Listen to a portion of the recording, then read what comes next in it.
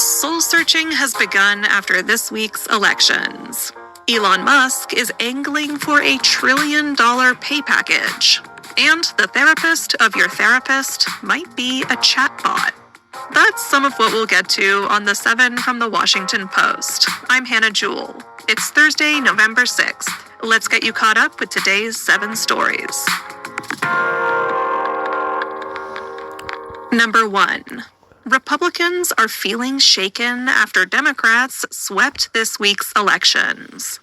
On Tuesday, Democrats won state and local elections in blue and purple states across the country. That has Republicans anxious that their party may be in trouble ahead of the 2026 midterm elections, but they appear to be divided over what to do about it. President Donald Trump yesterday blamed his party's losses on the ongoing government shutdown. I thought we'd have a discussion after the press leaves about what last night represented and what we should do about it, and also about the shutdown, how that relates to last night. I think if you read the pollsters, the shutdown was a big factor, negative for the Republicans, and that was a big factor. Trump urged Republicans to end the funding gridlock. Republicans are also grappling with another question: how to get MAGA voters who reliably show up for Trump in presidential election years to turn out when he is not on the ballot. That could pose an existential issue for the party in the years ahead. For more on the election and how Democrats pulled off their sweep, check out the latest episode of Post Reports.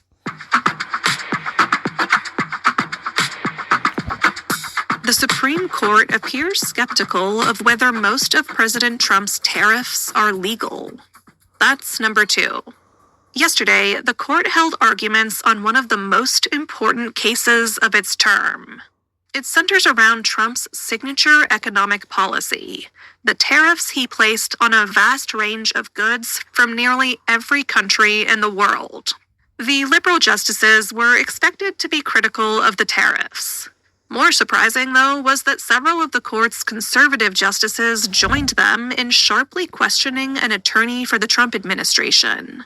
Justice Neil Gorsuch, for example, wondered aloud about the implications of granting the president tariff authority with few limits.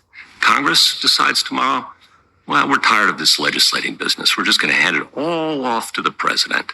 What would stop Congress from doing that?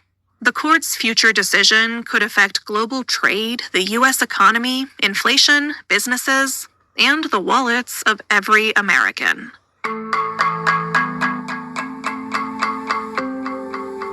Number 3. The Trump administration ordered a 10% cut in flights at a number of airports. If you're planning to fly soon, brace yourself for trouble. Yesterday, the FAA announced it will reduce flight traffic by 10% in what it called 40 high-traffic markets across the nation. It's part of an effort to ease pressure on air traffic controllers. They are about to miss another paycheck next week because of the government shutdown. The reductions are slated to take effect tomorrow. They will probably increase flight delays and cancellations, potentially scrambling travel plans in the run-up to the busy Thanksgiving travel period. Administration officials are expected to announce more details about which airports will be affected today.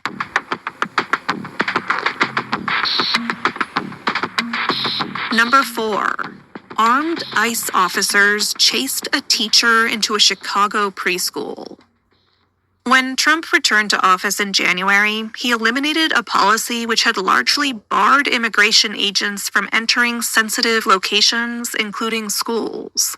An incident yesterday morning appeared to be one of the first examples from Trump's second term of immigration officers entering school grounds. ICE agents arrested a teacher after chasing her into the grounds of a preschool and grabbing her as parents and students looked on. That's according to a local official, witnesses, and video footage of the incident. A parent at the daycare, Tara Godarzi, spoke about the arrest yesterday. I am horrified by what has happened here today. Our community has been shattered. Our families have been traumatized. The children were crying. The parents were crying. It's a scene that I don't think any of us have ever witnessed before and will ever forget. Witnesses and school employees told the Post that they thought the school was under attack and scrambled into rooms and vehicles in search of safety.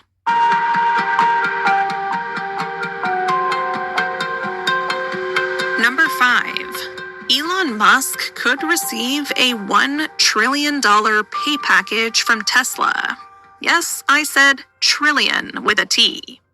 There's a contentious battle playing out at Tesla over how much its CEO should be paid. On one side, Musk's backers argue that the huge payday is necessary to keep him at the company during a critical time. On the other side, people say the package is inadvisable and excessive. There are shareholders on both sides of the argument, and they'll vote on Musk's pay today. The pay package is a little complicated. It requires Musk to meet certain growth goals. It's not like a single $1 trillion paycheck. But it could still make him the world's first trillionaire.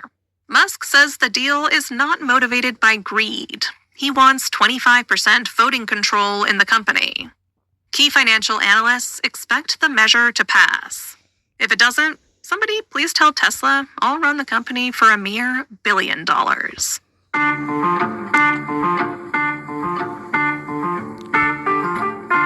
A top conservative think tank is in revolt against its leader. That's number 6. The Heritage Foundation was founded in 1973 and has been a pillar of the conservative movement ever since. It's probably best known lately for creating Project 2025, a governing playbook for President Trump's second term. But over the past week, the think tank has been embroiled in an internal fight over its president, Kevin Roberts. The furor began when Roberts vigorously defended former Fox News host Tucker Carlson. Carlson was coming under fire for interviewing the white nationalist Nick Fuentes. Fuentes had used the episode to criticize what he called organized Jewry in America. In response, numerous Heritage staffers have resigned. They said Roberts' comments defending Carlson had played on anti-Semitic tropes. The issues at Heritage echo other battles at right-wing institutions over Trump world's embrace of people and views once relegated to the fringes of Republican politics.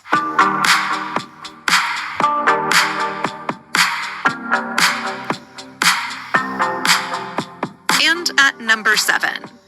Your therapist might be talking to an AI therapist. Mental health professionals told the Post how they have been making use of artificial intelligence chatbots. It turns out many are using AI for everything from analyzing their dream journals to talking through the issues that keep them up at night to help with managing their emotions. It might be a surprising revelation. AI-powered chatbots have been blamed for upending the mental health of vulnerable users. But some therapists say AI can still be a helpful emotional tool in limited cases, even if they should not be used as a substitute for real therapy. The adoption of AI by some therapists and many of their clients shows that the appeal of chatbots as therapeutic conversation partners isn't going away.